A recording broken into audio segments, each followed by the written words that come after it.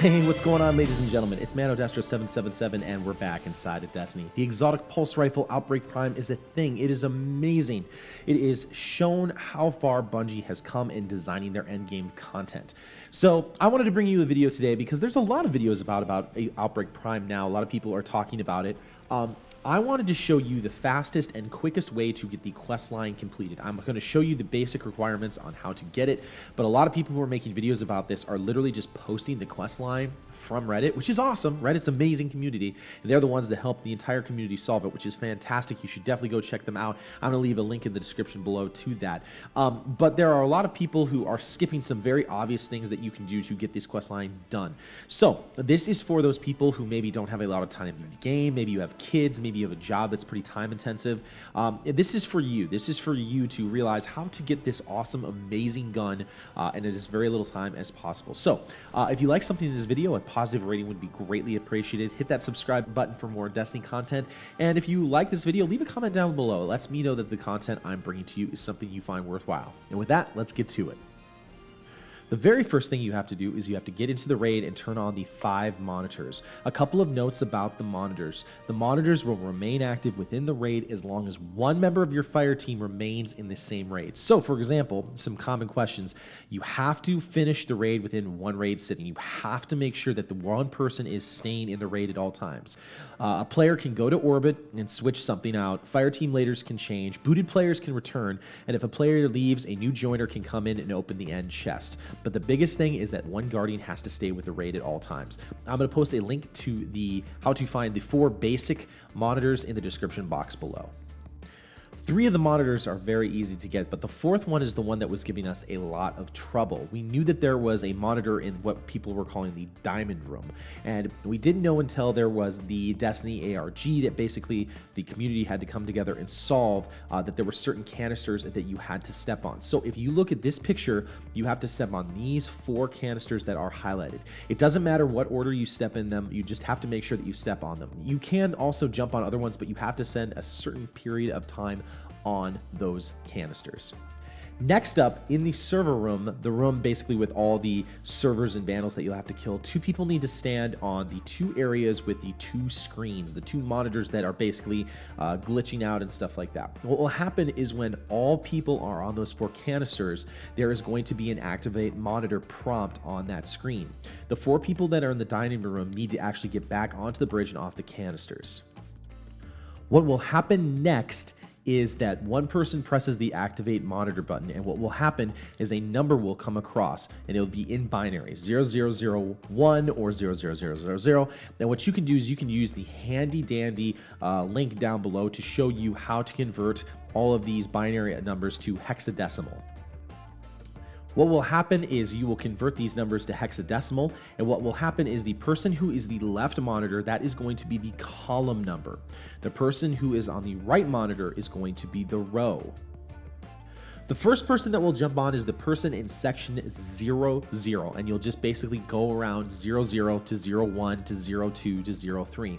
And what's cool about it is that Bungie designed this so that this is a pretty random thing to do. So you can't just find this unless if you know about this particular code. When each person stands on their canister, it will light up and make a small sound. However, if you do not jump on your canister in enough time, it will actually turn off and you will have to reset and do it again. Once all 4 people are on their row, you will see the diamond open up. It will also have an exotic chest inside, and you can turn on that monitor. Once you've selected the 4th monitor, you can then go kill Axis and complete the raid. Once that is done, you need to go to the hidden chest room down on the back side of the map. As long as no one has violated the rules that I talked about before with people leaving the raid, etc., etc., all the lasers will be gone and you can go grab the quest line from the chest. This is where some of my tips and tricks will help you complete these things a little bit faster. The very first quest line that you're going to get is called Channeling the Corruption. That's the name of the giant quest. The first thing you're going to have to do is be the battery. And what you're going to have to do is complete as a hunter, titan, and a warlock. You can't have anyone else in your fire team.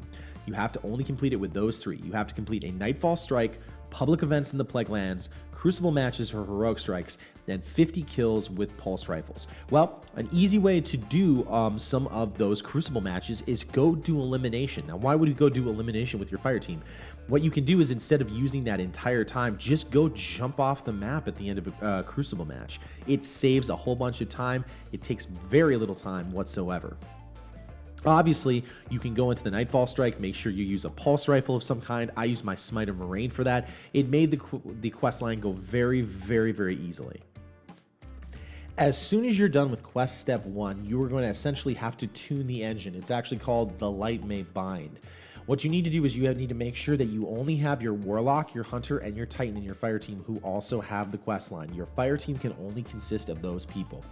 When you guys select the final selection at the end of it, make sure you do it at about the same time and you're nearby, because one of the things it says is it's actually searching the proximal area for energy readings and things like that. It's just their cool way of saying your fire team needs to be somewhat close together. So I'm going to do kind of like some of the other videos have done. If you want to do the math or anything else like that, you want to try to figure it out on your own, go ahead and do that. You need to basically know that if it is a capacitor, it is going to boost the signal. In other words, it's going to add. If it is a resistor, it means it's going to take away charge. So I'm going to give you about 5 seconds. Go ahead and see if you can figure it out.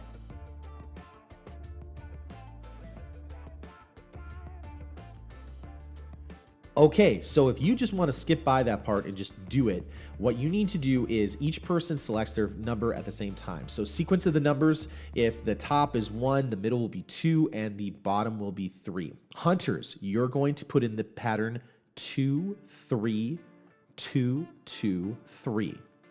Warlocks, you're going to put in 3, 1, 3, 1, 3. Titans, you're going to put in 3, 2, 3, 2, 3. Once the puzzle is completely solved, you set the pattern correctly. You all just need to make sure that you mash the button and it should activate the next quest. The next quest line is called Parts of the Whole. You need to do 3 other things, but this is again a time-saving thing that you can actually do. It says you need to destroy Sepix Perfected, actively explore the Plague Lands, and fight in the Archon's Forge. This is an area where you can save some time. You first of all actually want to start out with Destroy Sepix Perfected.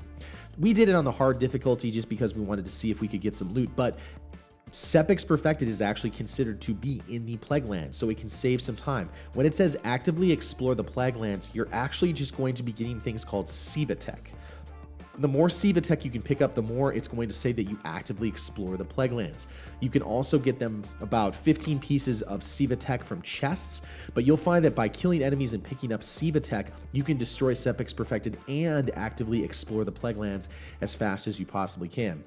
To fight in the Archon's Forge, there was a new update today that Bungie just talked about where if you go and do one of these Siva quarantine missions, if you complete the second part of it, you are guaranteed to get something that will activate the Archon's Forge. It'll either be a blue, a legendary, or a green, basically fusion rod, which you'll basically put into the Archon's Forge as a Siva offering, and you'll be able to go pick that up and do the quest line. If you all just do one Siva quarantine mission, and you can see it by the Siva notification when you're on patrol, you can get this thing knocked out ridiculously quick.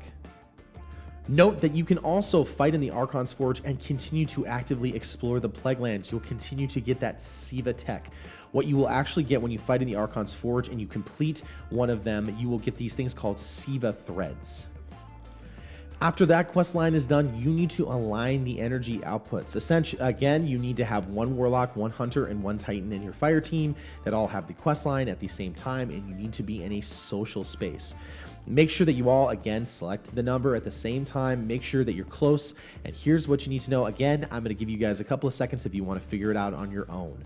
This time, there is something that actually doubles the amount of numbers and charge that you actually have, so look out for that. About 5 seconds.